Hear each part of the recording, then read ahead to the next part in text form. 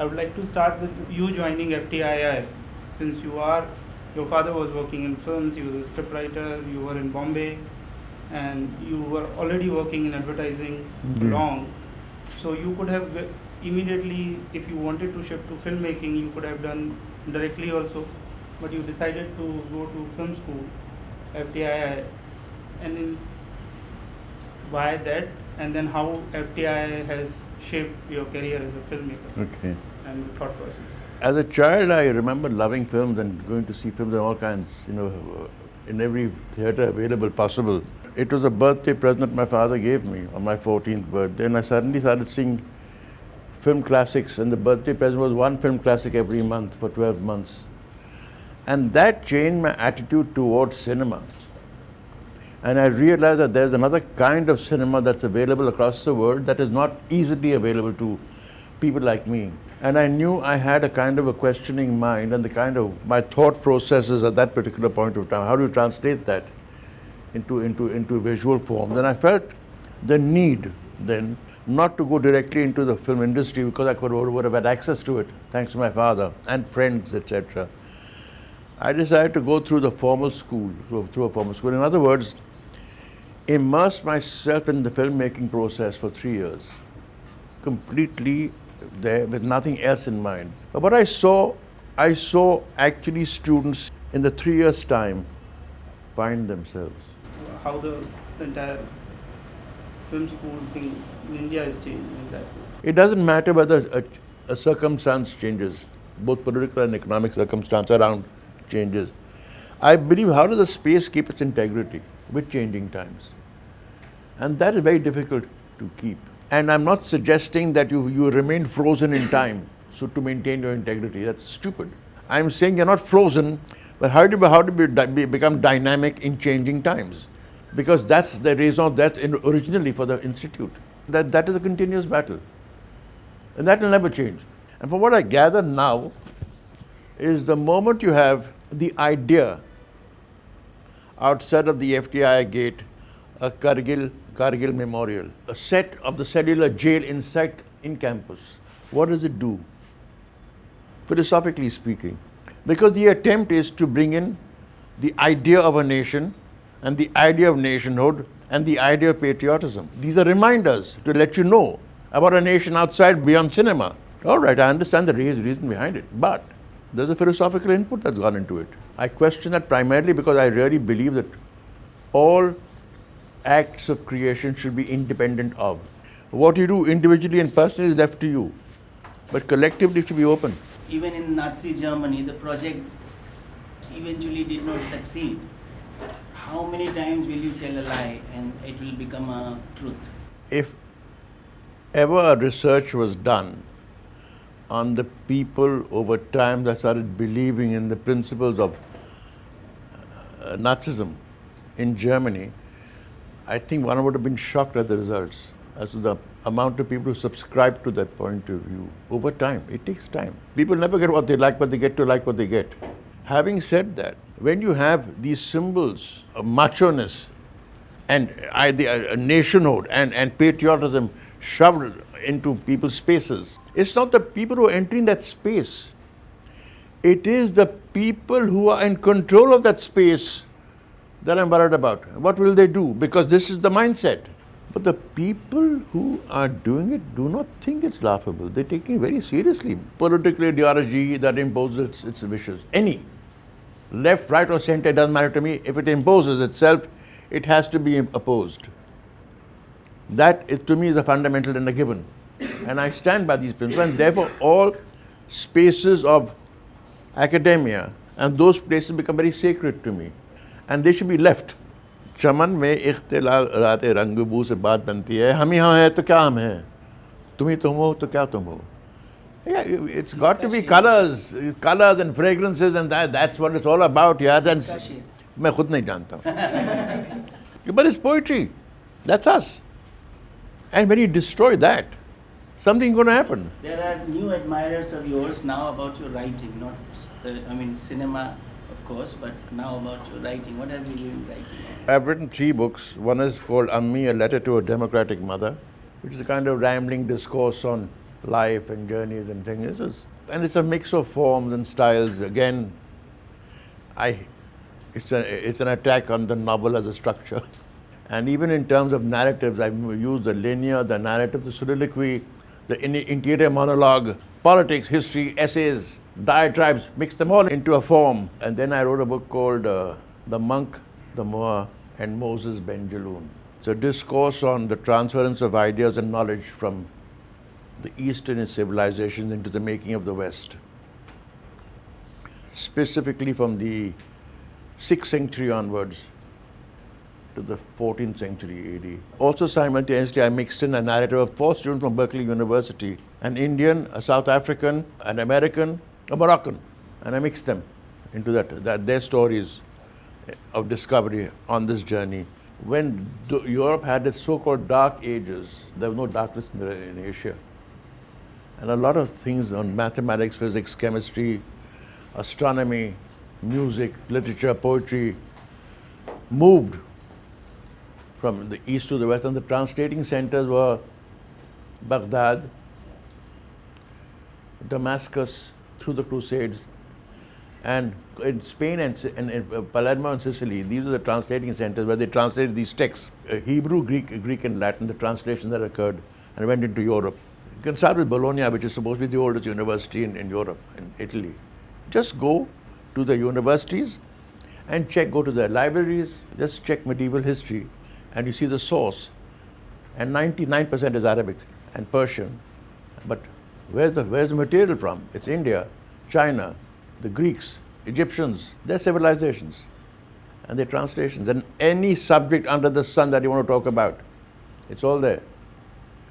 Why are they hiding it? The civilization of Persia, China, India, the Greeks and Egyptians did incredible stuff simultaneously, but when it turns revivalist, it turns dangerous.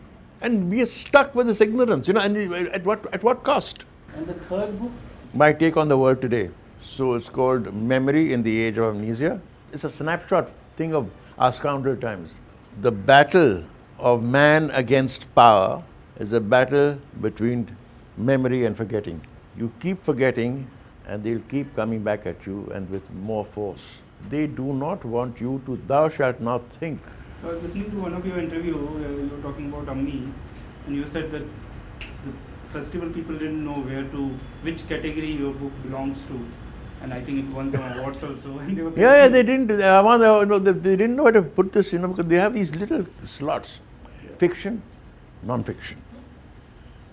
Now, where do they put this book? It is in both the categories. As film school, we tended to look down upon TV as the mass media, as the idiot box.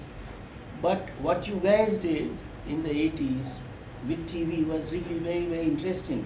And the amount of people you reached with one Nukkad, all your feature films wouldn't have had that kind of an audience. I saw it as one more platform for reaching out. It's another space, another kind. I never saw it as a hindrance. So then we broke away from film, did some television, came back to film, then started writing, doing a travelogue, then some documentaries back to. I never held something as sacred. Even in the student groups, there is a by default hierarchy that cinema is on top and then XYZ. To me, it's not one shouldn't. But having said that, the moment you question that is television only mass media, and if it's not, what are the aesthetics that you can bring into television? And if you accept the fact that cinema is not only mass media, then what is the aesthetic that can go into it? Which is what we were trying to do. The point is that we are driven under today's circumstance of the economics of it, which determines whether there's going to be mass media or not, and which is terrible. So there's this concept of fiction that fiction can be made or written while sitting in your room, imagining the scenes, and then this is a writer's block, and you can't write and stuff like this. At least for the work that I've done, is that you with films, that you do a lot of research on your material, research is not just backgrounding, it's also got to do with social, political and economic circumstances in which people find themselves. And through that you start creating the language that is spoken, and the relationships that are created through that. But to create out of a vacuum is a waste of time. I'll give you a little example. There's a film made called Slumdog Millionaire. I'm not taking away anything from the film. But your protagonist's name is from Bombay, a young man called Salim Malik. If you do any research, there can never be a Salim Malik. It's a little detail. Salim Sheikh, Salim Ansari. Malik? Never. What is the difference between a Dakkani and a Konkani? But the Dakkani knows, and the Konkani knows. A larger audience, it doesn't make a difference. That's fine. But for people in the know, they know the difference. In terms of language, relationships, everything. You better be clear about that. Both of you actually have gone through different phases of things coming up and down. How does one also not become cynical? What is happening today didn't start just yesterday. It started 45 years ago. So you can see the build-up. I've talked about this build-up over time. So the discourse has to be about time. So what medium do you choose to talk about, to engage in this discourse? And therefore I choose writing. But I believe that it was a war that was building up over time.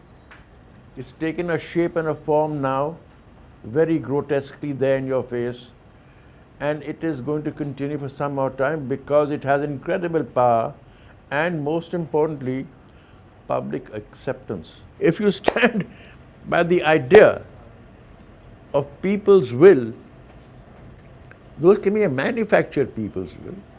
All wills can be manufactured, as Noam Chomsky will tell you.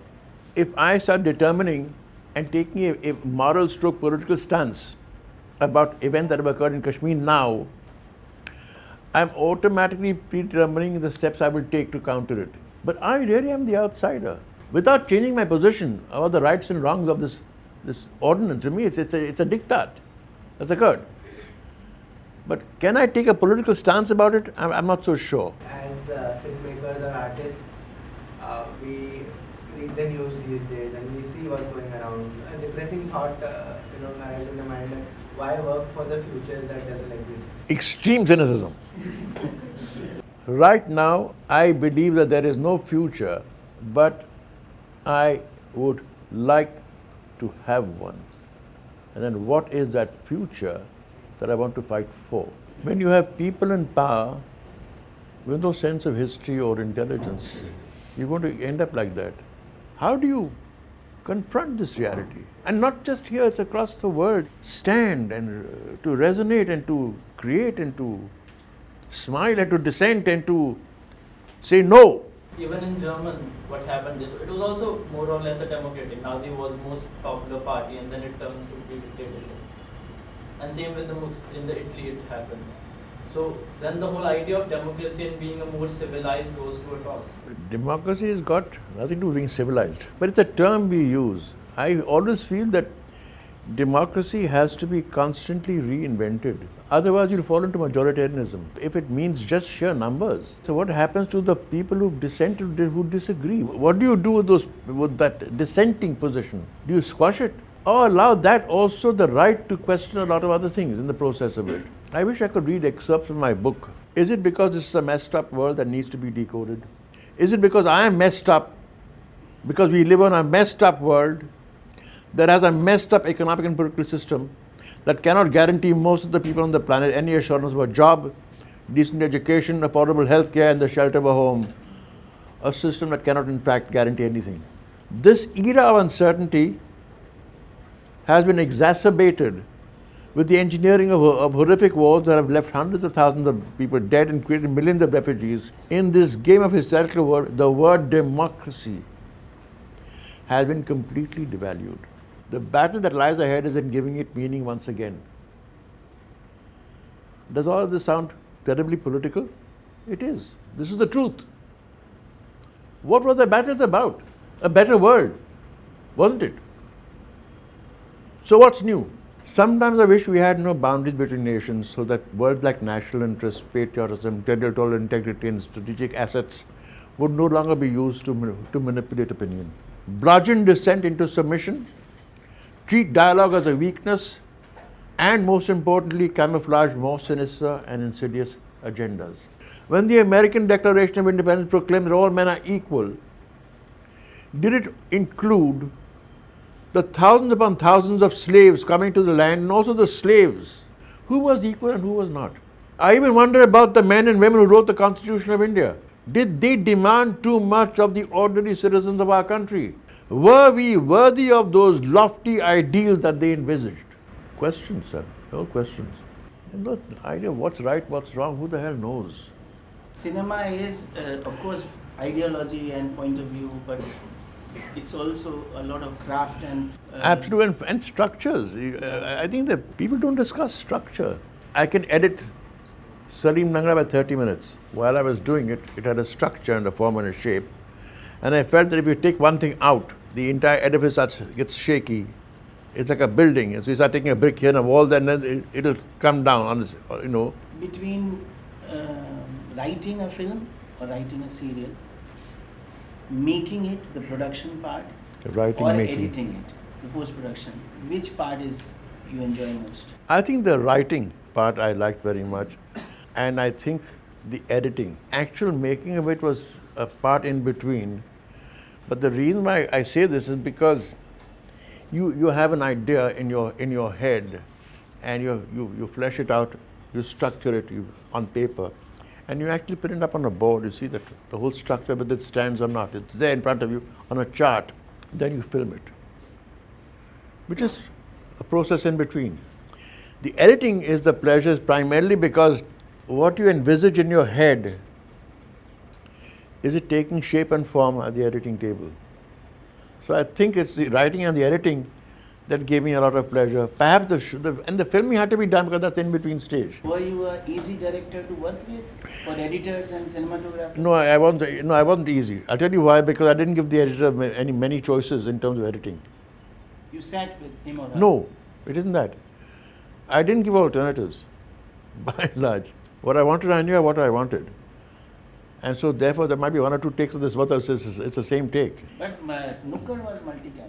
All those Yeah. things were- So So you were switching on the set on the set. and not editing anything later? No, it was being edited. No, it was. Most often it was just one camera. Sometimes for complex scenes you have maybe two. And you were shooting on video or film? Video. How do you process failures? Every work of mine, what I see, khamiyan nazar aati hain usme. All the mistakes that I've made. But that's the journey itself also. It's wonderful, to see your work and see the mistakes that you made and see, had I done this, had I done that, the next time I'll do it this way. But the reason why I'm saying this is because I'm playing a lot of games with form. And I don't play safe, because that's the way I am. Like sometimes you get overwhelmed with all the characters and it starts unraveling. All the lines start unraveling. And how do you know how much of a journey you'll show of each character and what will take the most weight? Coming back to the original thing, structure in the beginning. That's where you do it, not while shooting. And then you don't know whether it's working or not till you edit. So you've taken a decision at the level of scripting. You don't have to go any further because this is more important. So you've given weightage to all your characters and to your structure then in the form of a chart. Then on the editing table, you see whether it's working or not. Sometimes it does, sometimes it doesn't.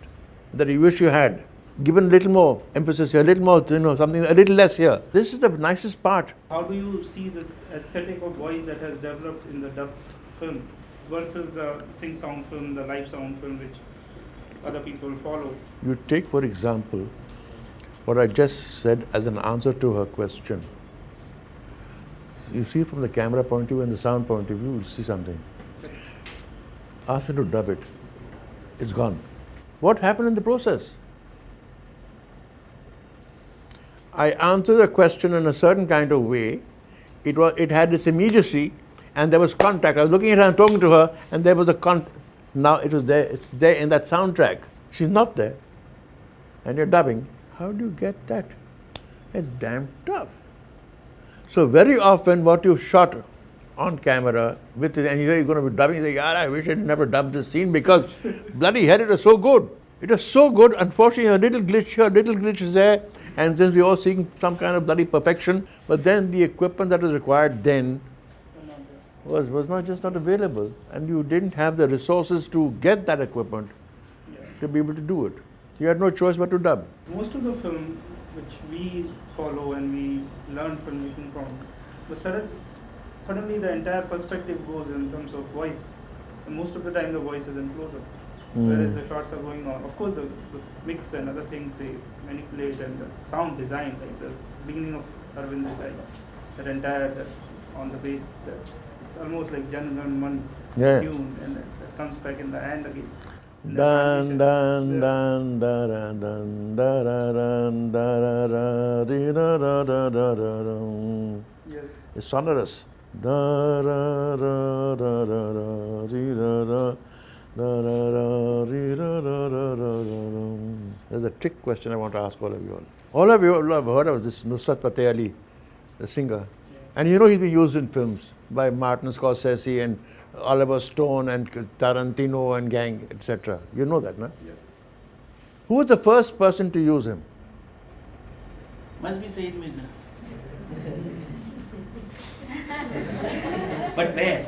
Salim Nangre pe matro. With the change of the medium and ease of technology, the time that you have taken to research, for example, 8 months or for Salim Nangre, the language, the culture and other things, that part is now being limited in terms of That's a price being paid. yeah. There's a price being paid because if you actually believe that since you've got this easy, accessible material, the raw stock, with you, and you can keep reshoot and just go on endlessly, then you're doing yourself a disservice because there's a discipline which is, I think, critically important. The technology can be adventurous. There's a mind behind it which puts its force into this bloody technology. Since the technology become lightweight, does the mind have to also be lightweight? No. Before we end, I want to read a little story to you all. A few years ago, I was driving on a dusty road in the Gulbarga district of Karnataka when I noticed some graves under a huge shady tree in a vast empty field. The image was surreal because the tree seemed to be flourishing in a parched landscape. It was as though its only function was to protect the graves from the blazing heat. I turned my gaze away and noticed that a little further ahead was a stalled truck which was being repaired by a sick driver and a cleaner. The image of the trees and the graves returned to me as we neared the truck.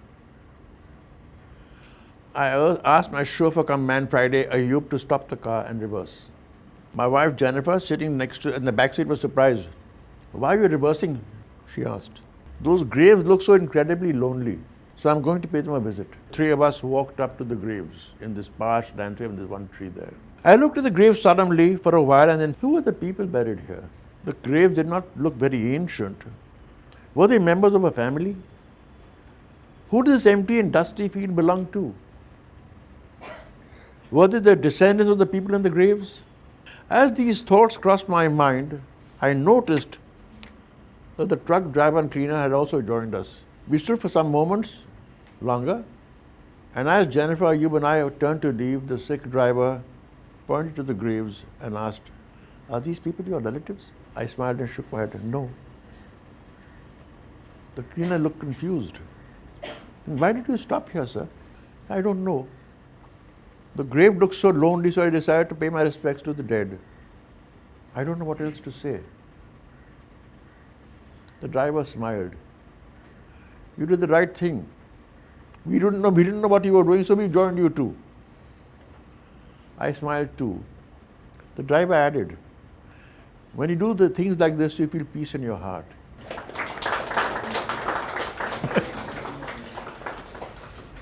Thank you, sir.